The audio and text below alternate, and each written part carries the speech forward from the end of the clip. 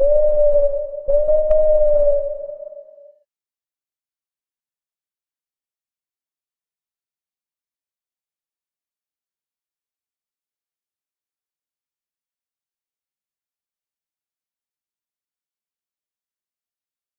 idea may be more general, actually, and I've thought of presenting it in a more general fashion, but I'll stick to the Republican formulation of the argument. But so first, Republicans haven't said much about freedom of expression. Obviously, they are committed to freedom of expression, and obviously they will define freedom of expression in a Republican way. So it will entail not only the absence of interference, but also a stronger sort of model claim that your freedom of expression won't be interfered on an arbitrary basis by other people or the state. So there is that, but that's obvious. There is some existing literature on freedom of expression from a Republican perspective, but they have mainly focused on the limits of freedom of expression. So on things like hate speech, pornography, limits of offensive speech, etc. But there isn't any Republican works that addresses foundational questions about freedom of expression. And I think that's unfortunate, because I think they do have, Republicanism has certain fundamental insights that it can give us about the value of freedom of expression and why we should care about it. And the key insight I think that Republicanism offers us is a sort of change in focus, because Republicanism is very much concerned with inequalities of power, the power that other people or the state may have over you and how it can be used arbitrarily. And that turn to power actually, I think, has something important to say about the value of freedom of expression. And the argument I'll present is very simple. So the basic idea is this, and the idea is, as I said, really simple, I think, and the rest of the talk will be about defending this very simple idea. But the thought I have is this: when you have individuals who are by themselves relatively powerless, right, which is the case with most of us, in fact, right? We are, as individuals, relatively powerless, but we can get together with others. And by doing so, we can be very powerful, or part of a very powerful collective entity, right? So as, let's say, workers, as citizens, as, I don't know, university students, as scholars, we may be individually relatively powerless, but if we can manage to get together with other people, we can be powerful, right? And by being together with other people, by being able to act together with other people, we can protect ourselves against domination, since we have more power. And the thought I have is that freedom of expression enables such collective action. So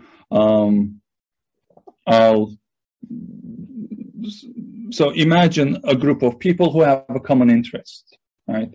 And if they act together, then they can attain their ends. But for them to be able to do that, they have to know about these other people, that they share ends, that there's a course of action that they can pursue together that can bring about results, right? So to address the power imbalance that we face in our everyday lives, we need to be able to overcome various coordination problems. And to overcome coordination problems, we need common knowledge. And to attain common knowledge, we need freedom of expression. So that's the basic idea which I'll try to develop in this paper. There is one other idea that's worth mentioning, which is that I'll sort of hint at this at the end. I was thinking of making this a single paper, but my friends showed to me that there are actually two papers here, so I will just hint at this last idea. But I don't think freedom of expression is enough for us to generate the common knowledge that we need to attain Republican freedom. but has to be supplemented by certain institutions. And in particular, I have in mind institutions that will act as public sources of information. So a decent system of journalism, a well-working news media, for instance, that's democratically controlled, and things like freedom of assembly or venues where people can get together and express their ideas. So that's the claim I will argue for. And here's my outline. I will just say a very few things about republicanism. I won't go into too much detail. And I will only mention parts of republicanism that is relevant to the argument of this paper. So certain things that you might want to ask about republicanism, I will set aside. And then I will offer you a discussion of China's censorship regime. So the thought is roughly this: if we are interested in freedom of expression as a resource against domination, it's actually helpful to think how authoritarian regimes think about freedom of expression. Why are they worried about freedom of expression? When they censor people, when they silence people, what's their line of reasoning? What are they afraid of? And China's censorship regime is quite ingenious in many ways and has been studied very well in the past few years. So I will present you an account of the censorship regime in China and what they're trying to accomplish in that regime. And I'll argue that what they're trying to do is undermine people's common knowledge so that people will be compliant and won't be able to engage in collective action. So I'll argue that freedom of expression is a necessary condition for people being able to protect themselves against domination from the state. The second example I'll discuss is Uber. Is it Uber or Uber? I don't know. I'll say Uber. We don't have it in Turkey. So I'll discuss Uber as an instance of private domination and an example where if the drivers had common knowledge of certain facts, they could overcome their domination, but they can't because they lack common knowledge. And that example, I think, also shows the shortcomings of relying solely on freedom of expression to bring about common knowledge. That example, I think, illustrates that even if people have freedom of expression, they may fail to have a substantial body of common knowledge that would enable them to take coordinated action. So a very quick refresher about republicanism. So as you'll know, the key idea is that freedom is a status, right? A free person is someone, as Pettit puts it, who is not subject to the arbitrary power of another person. That is someone who is not dominated by anyone else. And here there are two key ideas. Since domination is made by inequalities of power, we have two ways of remedying and getting rid of domination. One is, and the one that Pettit spends the most time on actually, is reducing arbitrariness, right? So through, for instance, the rule of law, through the protection of basic liberties, through the provision of resources for the effective use of liberties, one can reduce arbitrariness. But the other route, which Pettit acknowledges as being important, is equalizing power, right? Since domination is made possible by inequalities of power, if you can reduce inequalities of power, then you can also reduce domination. And that's the strategy that I'm interested in this paper. And Pettit and the Republican tradition in general identifies two different sources of domination. One is, as you can imagine, the state, right? The state has tremendous resources and tremendous powers of coercion, and it can easily be a source of domination. And on Pettit's account, to fend off public domination, you need two things. One is democratic rule, right? If you are controlling the power of the state, if the citizens are in charge of the state, then that's not arbitrary power over people, right? So that's a way of reducing arbitrariness. But the second idea that Petit and also Lovett, another neo-Republican, has is that people should be able to control the state at a more fundamental level, right? So democratic control is sort of what we're accustomed to. It's a more everyday form of control. But there should be a second level of control of the state, and that's through the possibility of engaging in constitutional resistance, right? And the thought there is the following. So suppose we vote, certain laws are enacted, etc. Well, what's to stop the people in charge from not following our orders as citizens, right? What's to stop the state officials or the government from violating the laws of the country? What's to stop them from violating the Constitution, right? If they are following the Constitution, if they are following our directives as citizens, only because they feel like it, right? And if they could get away with violating the Constitution, then we don't really have control over them, right? So there is the thought then that our control as citizens over the state should be, as Petit puts it, unconditioned. And our control is unconditioned if its influence materializes independently of any party's goodwill, right? The people in charge, who are the political officials, they have to follow the laws, they have to follow our directives, because if they don't, we hold the possibility of popular resistance, right? And that possibility is enough to fasten our influence in place. So that's the second level of control. So for us to be free of public domination, and remember, for Republicans, domination isn't about acts of domination, right? You're dominated if someone has arbitrary power over you, whether they act on this power or not, right? So for us to be free from public domination, we have to be in a position to democratically control our government, but we also have to have the power to enact constitutional resistance if they, for instance, violate the Constitution, right? Imagine a government saying, well, we're not going to hold elections next term, right? Imagine a government saying, well, we're going to get rid of this right, right? People should be able to put up constitutional resistance. They should have this potential if they are going to be free from public domination. Now, the other kind of domination that Republicans are interested in is private domination. So here you may think of relations within a household, within the workplace, in the market, or the public square. And so private actors can also be sources of domination. If my boss has power over me, and obviously they do, like my livelihood depends on me having this job. And if they can act arbitrarily, right? If they can fire me at will without any good grounds, right? Then I'm subject to private domination.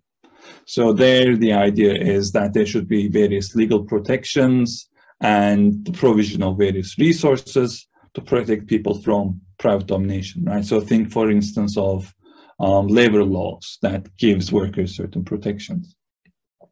And here, again, I won't go into details about what makes interferences arbitrary, etc. But Petit, I think, gives a helpful, intuitive characterization of what he has in mind. He says, when people are free from private domination because they enjoy basic liberties, these liberties being both legally protected, but also people being provided the resources necessary to use these liberties, he says, under those conditions, people can pass what he calls the eyeball test, right?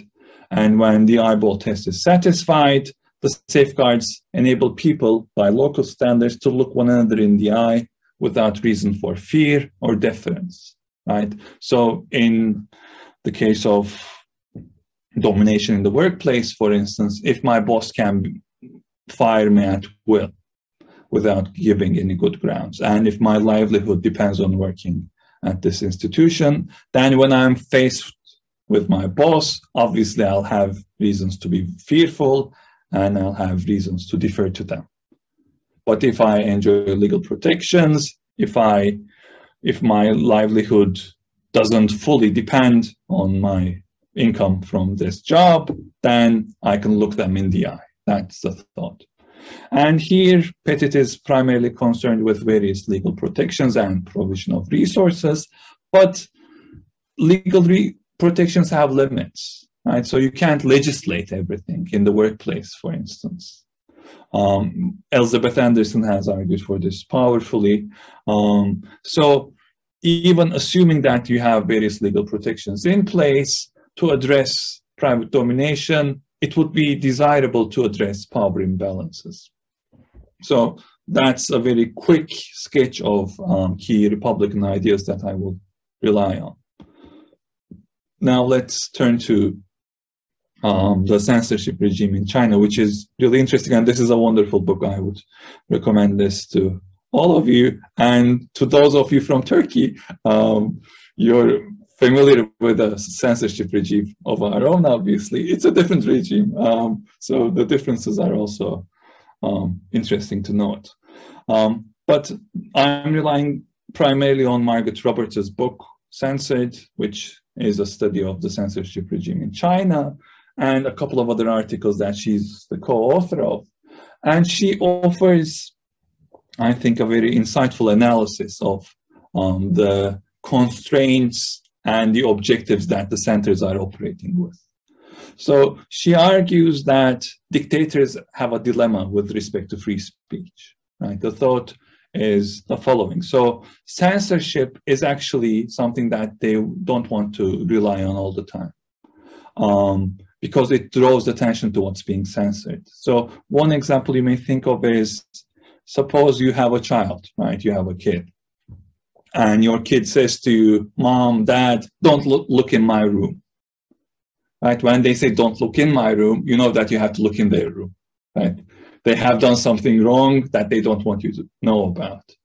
And dictatorships, when they engage in censorship, are doing something similar, right? So when there is a corruption scandal, let's say, and the state censors them, right? This draws people's attention to what's being censored. So by censoring certain things, dictatorships actually end up giving information to the public. Right? They're saying there is something we don't want you to find out. So they don't want to use censorship all the time because it draws attention to what's being censored. But they can't have a regime of freedom of expression either.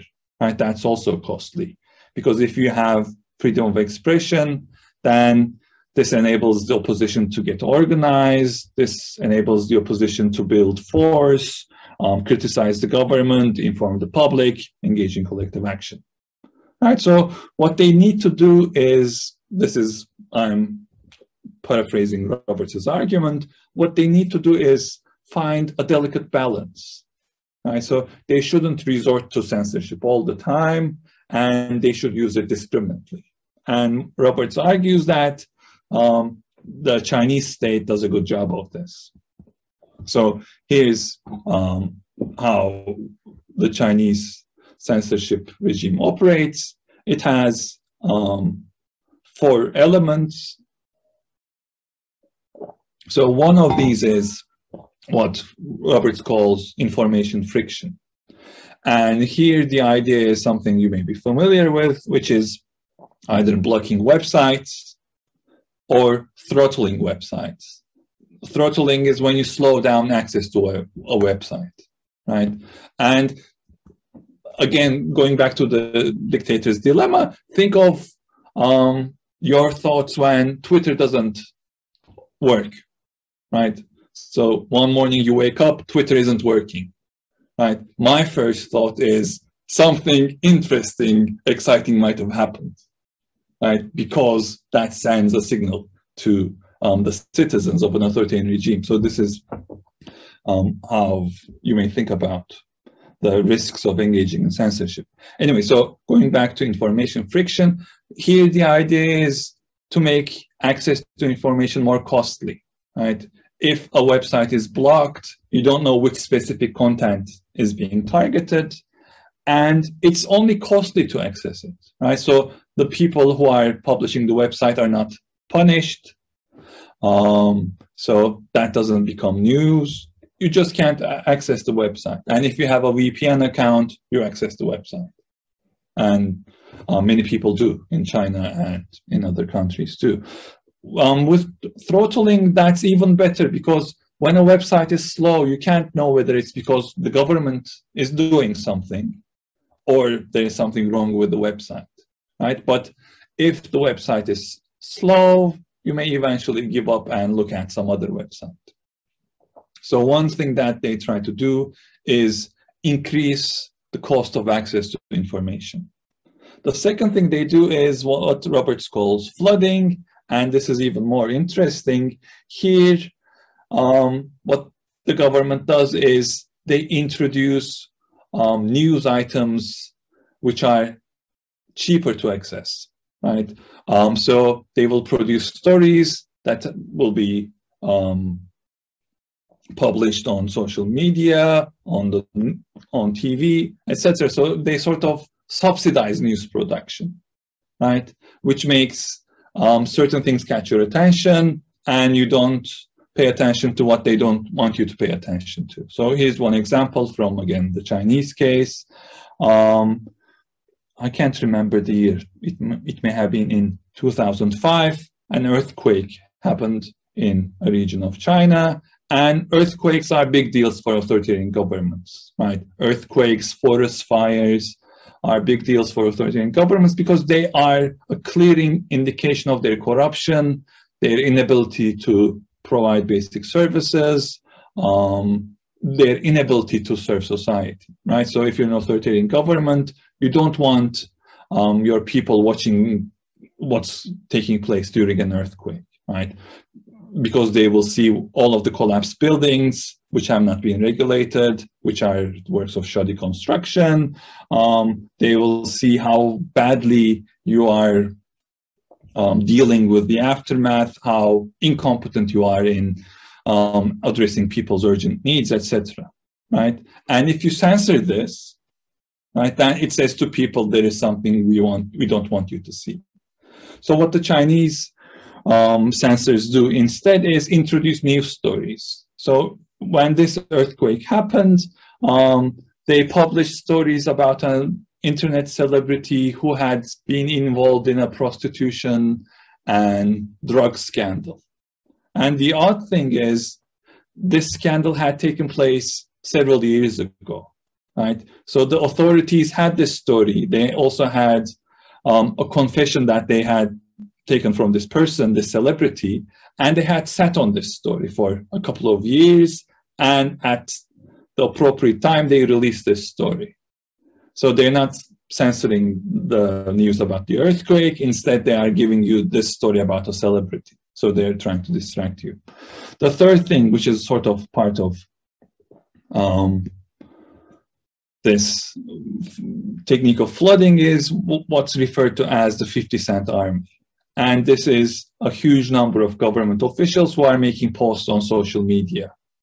And their posts are not trying to stop people from criticizing the government or defending the government. Rather, the posts are meant to distract you, right? So you come across posts by people which appear to be citizens to you, right? You may suspect they are government officials, but you don't know, right? So they are posts saying, well, our government has built roads. Isn't our government lovely? Can't you see how much we progressed? Or things about glories of Chinese history, etc. Right? These posts in large numbers, about 500 million posts per year, by the way. So we're talking about a big operation. And the last leg of the censorship regime is a very discriminate use of traditional censorship. Right? So they rely on censorship, but only in very rare circumstances. And these are cases where there is a call for collective action. Right? So if, let's say, you post something on social media saying, let's meet at this park to protest what the government has done, that will be censored. But if you criticize the government, that's not going to be censored. right? So what they're trying to do, it seems, is they're trying to stop people from engaging in collective action. And in particular, I think what they're trying to do is stop people from building sufficient common knowledge to engage in collective action. So think about this. In this censorship regime, you can find out all sorts of things about the government, right? You can find out about various criticisms of the government or the state. You can find out about cases of corruption, etc. Right? You can find out these things. You can have a VPN account. You can pay attention, etc. But what you can't do under this regime is know that others know the same stuff. Right, so here's a quick definition of common knowledge. So for any proposition P, it is common knowledge between two people, A and B, if they both know that P, right? I know something and you know the same thing, and they know that they both know that P, right? I know something, you know the same thing, and I know that you know, and you know that I know, and on to higher order levels, right? That's what I mean by common knowledge, and that's the game theoretics. And so you'll recall this from David Lewis's book on conventions, right? So under this censorship regime, for instance, we can all know the same fact, right? We may have been paying attention, we may have been using VPNs, and we may all know the same fact, but we can't know what the others know, right? Because we can't count on them paying attention, having a VPN account, etc. Right? So what I really don't know is what other people know. And to engage in collective action, I need to know that too. Right? So here's one way to model this. Here I'm relying on a model of constitutional resistance offered by Barry Weingast. So the model is sort of trying to formalize a very simple idea. So the thought is that if most people rise up against the government falls, right? So that's the basic intuition, right? So imagine 60 million people in Turkey rising up against the government would fall. That's the assumption that Weingast is making. But obviously, they have a coordination problem, right? So he's imagining a situation where we have a sovereign, S, right? And S has violated the constitution. So let's say S says, we're not going to hold elections next term, right? And as the people, we have a choice, right? We can either challenge S, go onto the streets and demonstrate, or we can acquiesce and say, okay, you'll have your way. And he's imagining two social groups, right? A and B, and S will fall only if both A and B challenge S, right? So if these two social groups go onto the streets, S will fall, and they will have preserved their constitution. If one of them goes, though, and the other doesn't, they will fail. And moreover, they will not only fail, but they will suffer consequences, right? Imagine going onto the streets to protest, and there is only one group, and you're faced with the police force, etc. Right?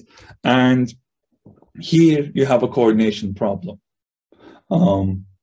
So if they both challenge S, they get the outcome they prefer, right? They preserve their constitution, S falls. If they both acquiesce, that's the second best outcome, right? Because you don't suffer the consequences of the police beating you, etc. But if you challenge S and the other group doesn't, then you suffer the consequences and you fail. So here's another way to think about this. Some of you may remember this game studied in game theory. It's a coordination game known as Stack Hunt, based on an example that Rousseau gives. And this is actually the same set of payoffs, right? So here I have the payoffs for S, the sovereign, right? And A and B, and this is the payoffs of the citizens, as it were, right? To give you a clearer sense of the coordination problem they have. So in the Stack Hunt game, Here's a story in Rousseau. You have two hunters.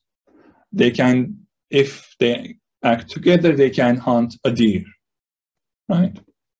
But they can communicate with each other. But if they stick to their posts, they will manage to hunt a deer. And hunting a deer and sharing it is better than catching a hare. So you're sitting by your post, and then you see a rabbit pass you by.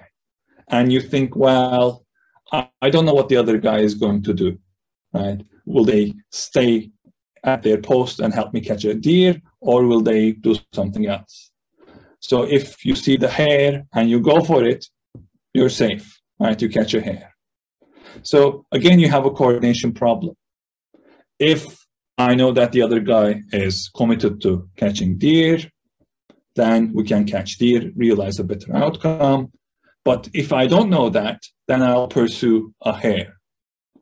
Right? So here we have a coordination problem. If we all pursue the same course of action, we end up better off, both of us. So this is very different from the prisoner's dilemma. Right? Here, it's only a coordination problem, but it depends on us having common knowledge. Right? In this example, for instance, if I know that you also know stag is more valuable, and if I know that you know that I know that stag is more valuable, then we can catch stag, for instance. But if we don't, then we'll end up catching hare because we can't trust the other person. And the same with either revolution or constitutional resistance. If I know that other people in my society know the value of preserving our constitution, right? If I know their preferences, if I know that other people in my society know that the constitution has been violated, if I know and know that others know that we can act together and preserve our constitution, then we'll take action. But in the absence of common knowledge, we won't take action. Right? So the interesting thing here about coordination problems and common action, common knowledge is that it all depends on what we know, right? Because we have the same preferences, and if we know certain things, then we can put up constitutional resistance, we can bring about an outcome that we value. But if we lack common knowledge, then we end up with a worse outcome. And this is, I think, what the Chinese censorship is trying to do, right? So if you are exposed to that censorship regime, you may know many things about the government, right? You may know that you have very good reasons to try to get rid of the government or the regime. And this may be the case with many people, right? Many people may individually think that it would be nice if we could get rid of the regime. But the problem is you don't know what others know. And when you don't know what others know, and others don't know what you know, then you can't act on this knowledge. So freedom of expression then helps you build common knowledge, which helps you overcome coordination problems, which makes you powerful. Right? So if you belong to a society where people are able to have common knowledge about the acts of their state, about the constitution, about the value of preserving the constitution, they can put up constitutional resistance. If not, then they are powerless. Right? So the thought then is that freedom of expression is a source of power, which helps us enjoy republican freedom. And that's a case of public domination, obviously.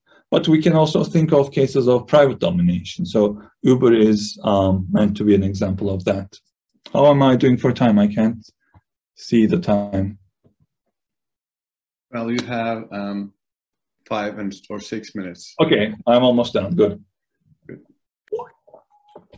So Uber can be considered to be a source of private domination for a couple of reasons. One, the algorithms that manage the drivers are opaque.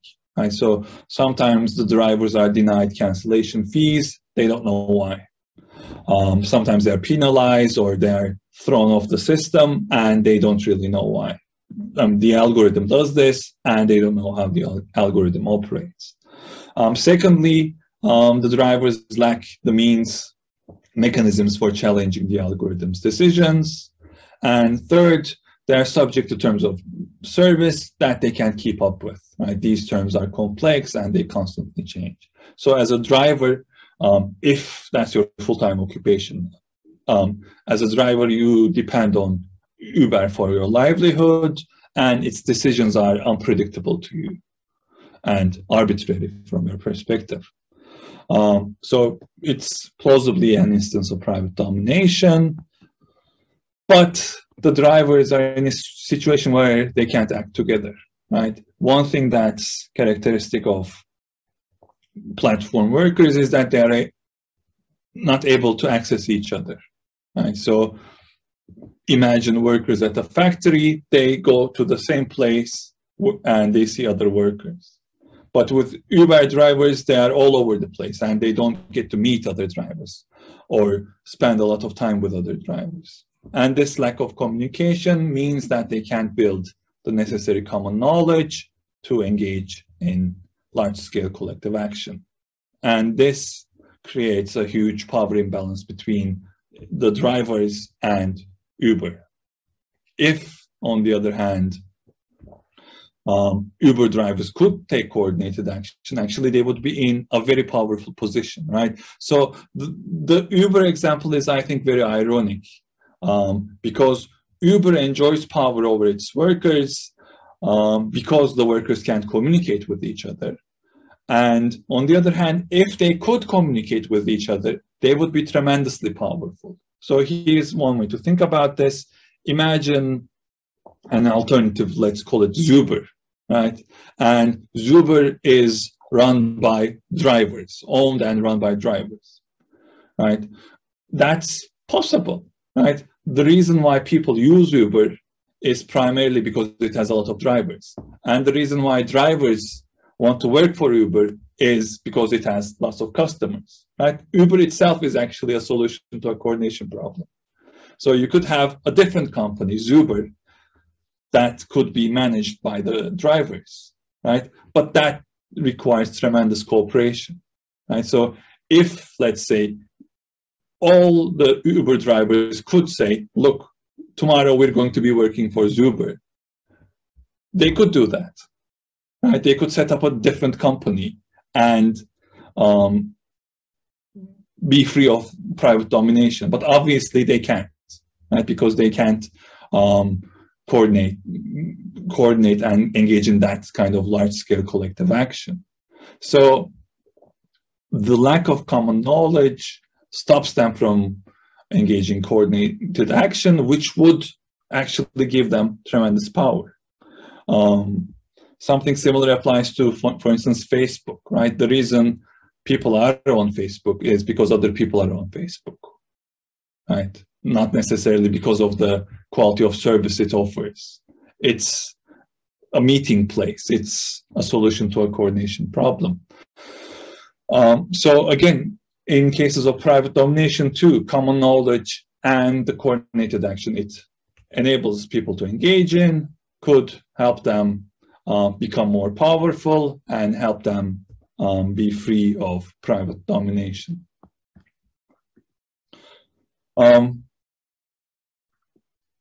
I think the Uber example has two lessons. One is something I've already mentioned.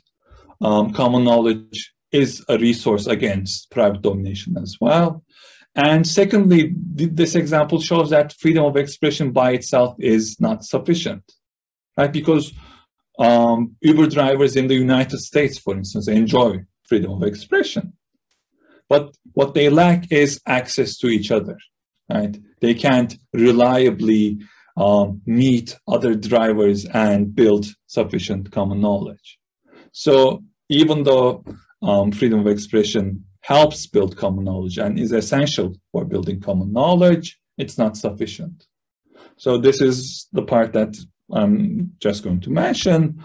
You need more, right? in order to have a sufficient stock of common knowledge that will empower people, that will enable them to engage in constitutional resistance or overcome private domination, they need more than freedom of expression, though obviously they do need that too.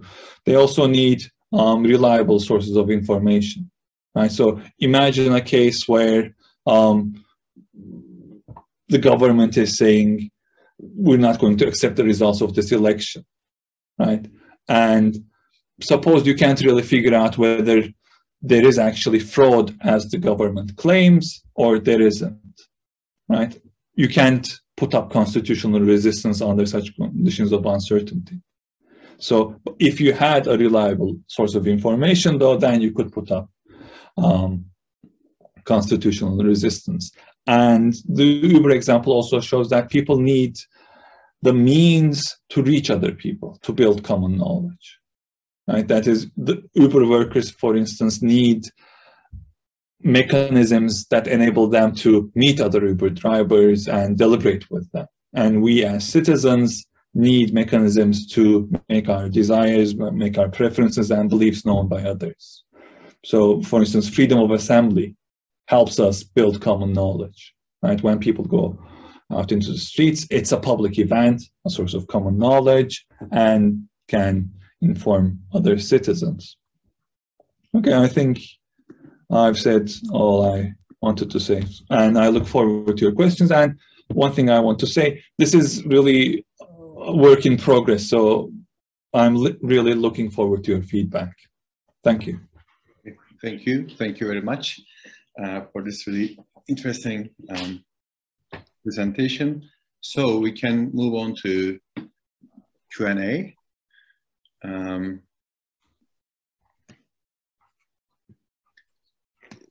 Let me see if there's anyone who wants to go first. Okay.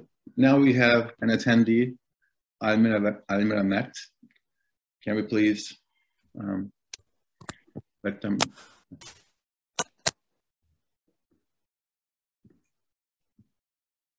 Can you hear me now? Yes. Okay. Thank you for your talk, and thank you for the organizers to organize this conference. The topic is quite interesting. And thank you for your presentation.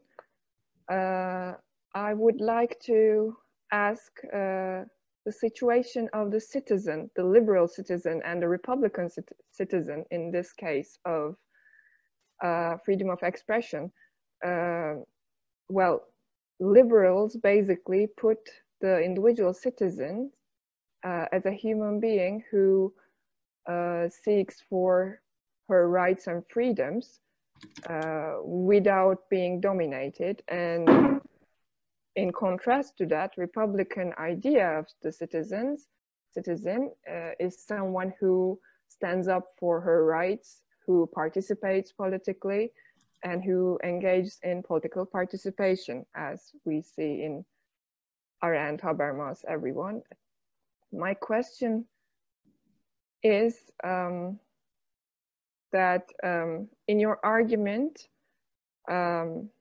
which starts from common knowledge and advances to the idea of power, how do you understand the need of the individual to receive knowledge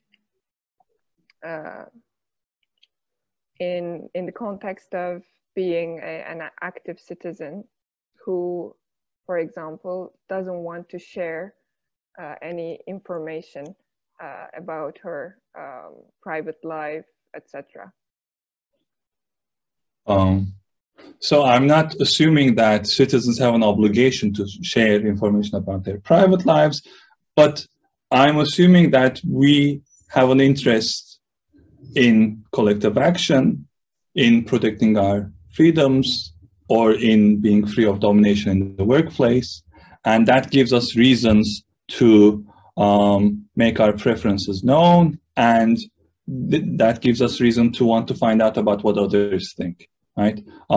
This is something voluntary, so it's not compulsory to reveal what your preferences are. But in many cases, that's what's in your interest, right? That is, if, let's say, you're working in a factory and there are certain things that you're unhappy about, you want to know what the other workers think, right? Because if they are also unhappy about the same thing, you can take action on that. So I don't know, I haven't thought whether people have an obligation to make their preferences or desires known, but I assume they have an interest in making this known. Then the problem is that they usually lack the mechanisms to make such things known. Yes, I agree. And another follow-up question, Sure. for example, for instance, in Europe vaccination movements, people are increasingly have a tendency to not to reveal that whether they are vaccinated or not. And they think, especially in liberal countries like the Netherlands, Norway, people don't want to reveal that they are vaccinated or not. But this is obviously a common knowledge for others to protect themselves. So this is a form of, I think this is a form which is anti-Republican freedom of expression. Okay. To reveal that I am not, to not reveal that I am vaccinated or not. This is clearly not Republican, but it is against the interests of the common good, right? This is something I haven't thought about at all. I mean, I'm inclined to agree with what you say, but I wouldn't want to jump to any conclusions. I mean, this is something worth thinking about, because so the thought is that the right to privacy, the limits of the right to privacy may be or would need to be different with liberal and Republican conceptions. And I'm not sure what I think. I mean, I'm not even sure whether liberals would. This is something I have to think about, really. But it's a very good question. That's why I have to think about it. Okay, thank you very much. Thank you. Okay, so next we have Simon Kittle. Thank you very much. Really fascinating talk. I had a question about something you said at the very end about how, you know, for example, when people go on the streets, that's a public event, it creates common knowledge and it facilitates collective action. And I was wondering if you've thought a bit about how well that works in contemporary societies when, you know, cities, for example, are just so big. You can imagine if a couple of hundred years ago, you've got a small town, a few people on a street corner protesting, everyone's going to know about it. But, you know, for all I know, there could be 2,000 Uber drivers protesting somewhere in my city, and I would have no idea. And so I was wondering if you think some kind of technological solution is going to be needed to spread that common knowledge, but how that would exactly work, because you can't kind of force people to consume the information. And, you know, if they were all to put it on Twitter, there's no guarantee that that's, for example, they're going to, like, the same people are going to be seeing those posts. And anyway, I think you get the question. Yes, that's an excellent question. And that's one reason why my friends convinced me that this is two papers. So I have a sketch of an answer to your question, which is that I'm assuming a decent public media system which is working in accordance with Republican principles. Right? So the assumption I have is that the news media would pick up such events and publicize them. So that's part of the answer. Secondly, I'm actually assuming that people have an obligation to follow the news. So not something that's going to be enforced, but I'm assuming that Republican citizens have a duty to keep up with what's going on. And third, I'm assuming a strong form of the public forum doctrine. I don't know if you're familiar, but in First Amendment jurisprudence, so in the United States, they love their private property, as you may imagine, and there are debates about whether you can demonstrate on, let's say, shopping malls, etc. And one position is that you should have this freedom because your ability to make yourself heard depends to a very large extent on where you're able to demonstrate. So in certain cases, you should have access to private property, such as shopping malls, etc. So that would be the sketch of an answer. But yes.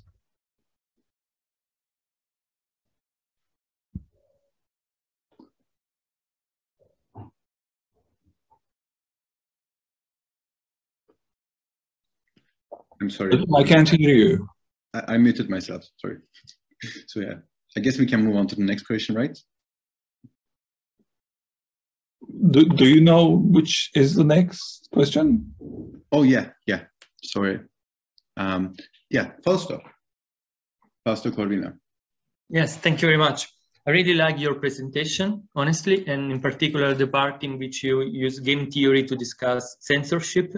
As I understood it, you are kind of saying that censorship makes it impossible to share common knowledge, and this creates a prisoner dilemma, let's say, for the opposition, in which the dominant strategy, the Nash equilibrium, let's say, is never to take action, never to cooperate.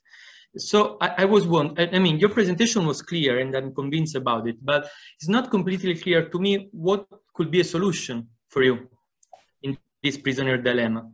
And I was wondering, for example, don't you think that people in this situation might try to get a sense of the willingness of others to take action by taking action gradually themselves? That is to say, people, for example, could start doing small opposition activities that do not put them in danger and try to understand if the other people are following them or not. Because this seems to me the only way to break this non-cooperative equilibrium. But I wanted to know what you think about it. Thank you. Thank you. Can I share my, yes. So one clarification, it's not a prisoner's dilemma, and that's important. Right? It's a coordination problem. But the question still stands, and there are models. So Timur Krant, for instance, has a model of something like this, where initially people who are deeply committed and who are willing to take risks go onto the streets. And then this is an indication to other people. But if the censorship regime is working well, right, the thing that you'd want to do is whenever you have a few people going out onto the streets to protest the government, you take strong action against them and censor this, right? And that's what the Chinese censors do. So I don't know the solution in a country which is deeply authoritarian and which has a intricate and well-working censorship regime. So that I don't know, but what I want to take from that case is the more general point, right? That we need common knowledge to have power. Thank you. Thank you. All right, so we have a question from chat, and also we have people raising hands. So I'm gonna ask it quickly from Buse Kurtar. She says that you claim that there are two strategies for reducing domination. Would not you consider reducing arbitrariness as the precondition of equalizing power? Thus, is the first step of the same strategy rather than a separate one? I'm not sure. So I'm thinking of the Uber case, for instance. if Uber drivers have power because they are able to engage in coordinated action, then it seems they can force Uber to act less arbitrarily, right? They can say, look, we're able to set up a new company unless you change our terms and unless you introduce accountability mechanisms, unless you get rid of this opaque algorithm, we're going to move to that company. So in that case, for instance, you still have arbitrariness or Uber's arbitrary power over the drivers, but you're able to equalize power. I mean, I think it depends on the case. So in certain cases, people may end up acquiring power or equalizing power to some extent without any reduction in arbitrariness. Unless I'm missing something about the question. Right. I guess she did not respond, so I believe that must be good. So, yeah, we still have time and at least 2 questions. So, Çağlar, it's on. Okay. Can you hear me? Yes. Yes. Thank you very much for the presentation. It was, I mean, I really enjoyed it. But I want to draw your attention to two little points. The first one is about your idea that in order to engage in political collective action, we need to have what you call common knowledge, right? So in order to engage in, for example, in a political action against an unjust government, we need to know our preferences. And we also need to have this meta-knowledge that we know each other's preferences. But I just want to, perhaps, so I agree with the idea that the kind of common knowledge that you mentioned is a precondition to engage in collective political action against an unjust ruler or government. But I just want to draw your attention to the fact that common knowledge does not always translate into common action. Yes. For example, think about a scenario in which the members of all the members of the society have the same political preferences, and each one of them believes that the government is an unjust government which should be resisted by political means, perhaps by violence, I don't know. And they also have this meta-knowledge that they also know that they know each other's preferences. But it may turn out that for example, I as a member of that society think that even though all of us go onto the streets to protest the government, it will not succeed. And even I might even believe that it's extremely dangerous and unprudential to do it, because we will, because we will face police violence or other similar things. So in this scenario, you have common knowledge, but you don't have common political action. So this is one of the remarks that I wanted to make. And my second remark is perhaps this issue is a very classical issue about the notion of freedom of expression. So you mentioned at the beginning of your presentation that freedom of expression enables collective action. I mean, it sounds, pretty commonsensical, this idea, but I was thinking about, again, possible scenarios in which you have societies with an extensive amount of freedom of expression, but that freedom of expression works against common collective action. So, for example, think about about a society in which you have extensive amount of freedom of expression, but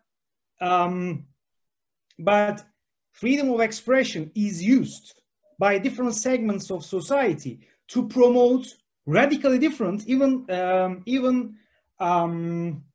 mutually inconsistent political preferences. So there you have freedom of expression, but you don't have collective action. Even in that society, you might have deep divisions, political divisions among the society, and this might be beneficial for the government.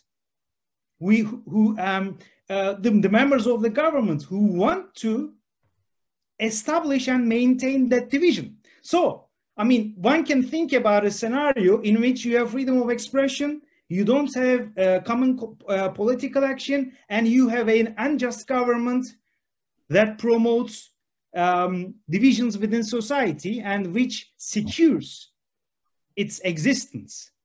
So these are two remarks I wanted to mention. Thank you so much. Thank you. I think they're both correct. So in the first case,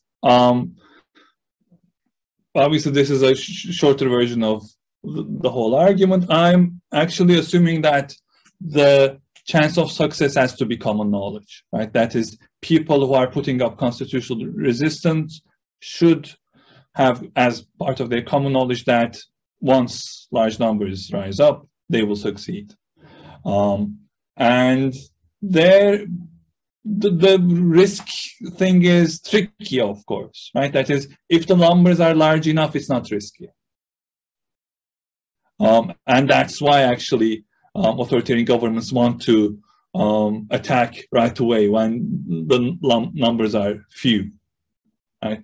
Imagine a situation where millions are on the streets, and you're the million and first person going onto the street. You're not taking much of a risk. So there's safety in numbers, basically. But you're absolutely right. I mean, if people don't think they will succeed, then that guarantees failure. You're right about that. And in the case of freedom of expression and divided society, again, I think you're right about that too. I didn't want to argue that freedom of expression by itself would be enough to ensure that a society protects its constitution, right? Actually, thinking about the model, Weingast's model that I introduced, imagine a society that's deeply divided, right? Imagine a society where the sovereign is on the side of one group and says, look, I will violate B's rights and I will take property from B, or violate B's religious liberty and help you with it, right? In that situation, freedom of expression is useless. So, but in situations where people's interests are aligned, then freedom of expression is something that gets the sort of motor running. So I'm in complete agreement with both of what you said, and sort of I can't help but hearing echoes of our situation in your questions. Contemporary situation, I mean. Thank you so much. All right. We did have some more questions, but we are sort of out of time. So I believe we can move on to the next presentation. Dr. Kurtulmuş, thank you very much for being here. It was a great pleasure to listen to you, and also, you know, questions, etc. Thanks for the questions. Yeah. So now let me let my colleague, Dr. Umut Eldem, take over, as he is the chair for the first session.